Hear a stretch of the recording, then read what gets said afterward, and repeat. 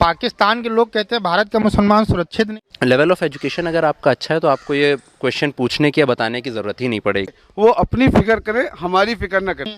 भारत का मुसलमान सुरक्षित भी है। हम अपने मुल्क हिंदुस्तान में अल्हम्दुलिल्लाह खुश हैं और सुरक्षित हैं। ये किसने कह दिया कि हम लोग यहाँ परेशान हैं, नमाज नहीं पढ़ पाते हैं। बड़ा शोक प्रकट करता हूँ कि इस तरह की तुच्छ मानसिकता लेके वहाँ पर के लोग बैठे हुए हैं। पाकिस्तान के प्रधानमंत्री हैं शहबाज शरीफ, उन्होंने एक बयान दिया है कि भारत के मुसलमान सुरक्षित नहीं है, उनको पाकिस्तान चले आना चाहिए।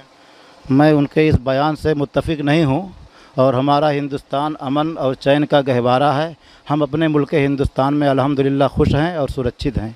तो उनको लगता है कि इंडिया में सिर्फ हिंदू ही रहते हैं, मुसलमान का उनके पास जिक्र ही नहीं आता उनके मन में। वो बेसिकली हम कहें वो इंडियन मुसलमान को इंडियन मानते ही नहीं है। उनकी पाकिस्तान में जितनी तादाद है उससे ज़्यादा हमारे सूबा उत्तर प्रदेश में मुसलमानों की तादाद है। वो कौन होते हैं ये राय कायम करने वाले? वो कहते हैं कि भारत के अंदर जो मुसलमान है वो नमाज नहीं पढ़ सकता है। हालांकि हम अभी मस्जिद के सामने ही खड़े हैं और आप लोग नमाज पढ़ के निकले हैं। मस्जिद में मैंने ईद मिलादुन्नबी पे बहुत बेहतरीन तकरीर की है। लोगों को मैंने बताया है हिंदुस्तान अमन शांति का गहवारा है। अल्लाह पाक हमारे मुल्क हिंदुस्तान में अमन व अमान अता करे और अमन व अमान के साथ सभी लोग जीते हैं और पनपते रहे। जी हजरत ने जो कहा बिल्कुल सही कहा।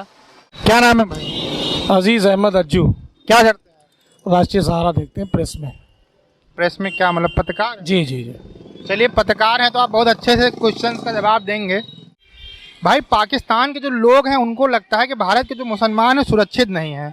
यहाँ पर आप नमाज नहीं पढ़ सकते, धार्मिक चीज़ें नहीं कर सकते, हिंदू आपको ख़त्म कर देंगे, वहाँ की मीडिया बताती है।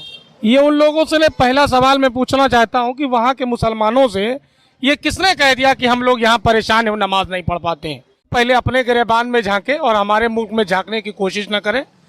यहाँ का हमको हिंदू मारा, ये किसने कह दिया उन लोगों को? क्योंकि हम मुसलमान यहाँ के लिए जान देते हैं और जान देते रहेंगे। हमारे मुल्क में झांकेंगे तो ये ठीक नहीं होगा। उनकी हैसियत नहीं कि हमारे यहाँ झांके, हमारे निजी मामलों में बोलें। हम लोग हर हाल में खुश हैं यहाँ और बेहतरीन तरीके से ज़िंदगी जीते हैं। यहाँ पर कौमी यकजहती के बारे में मिसाल हिंदुस्तान की है। ये वो लोग नज़र लगाना चाहते हैं, उनकी बात नहीं चलेगी। हमारे भारत में हर तरीके की आज़ादी है। ये आरोप लगाना उनको किसने हक दिया है?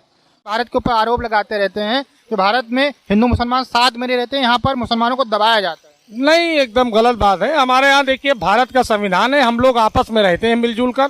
उनसे हमारे देश से कोई लेना देना नहीं और हमारे मुल्क को उनको बात भी नहीं करनी चाहिए। हमारे मुल्क की हम जानते हैं कि हम लोग बादशाह की तरह जिंदगी गुजारते हैं।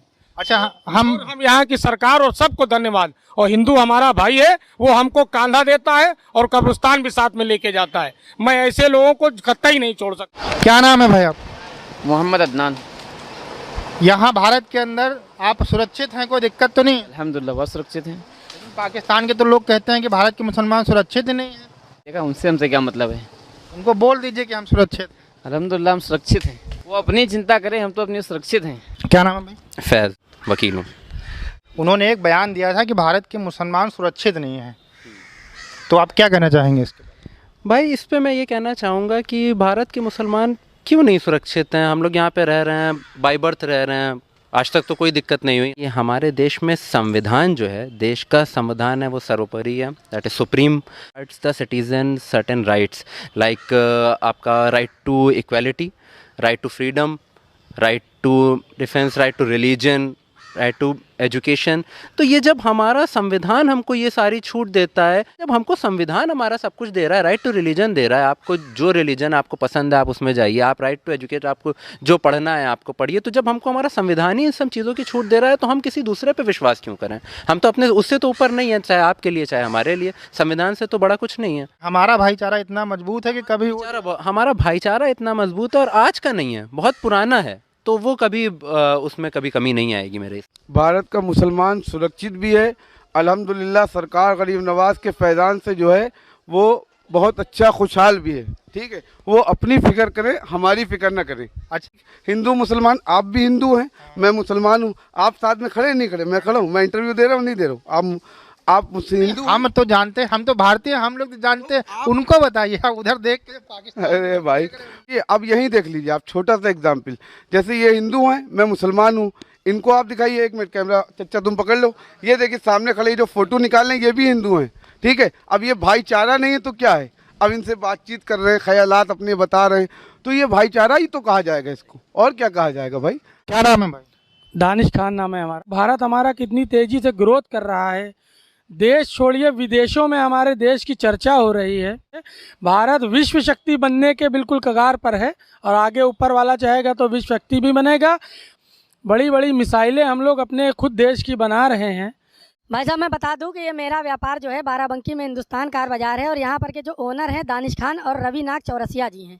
अब आप यहीं से अंदाजा लगा लिए, हम अगर असुरक्षित होते तो ये इतना बड़ा कारोबार यहाँ पर साथ में एक हिंदू भाई के मिलके न कर रहे होते।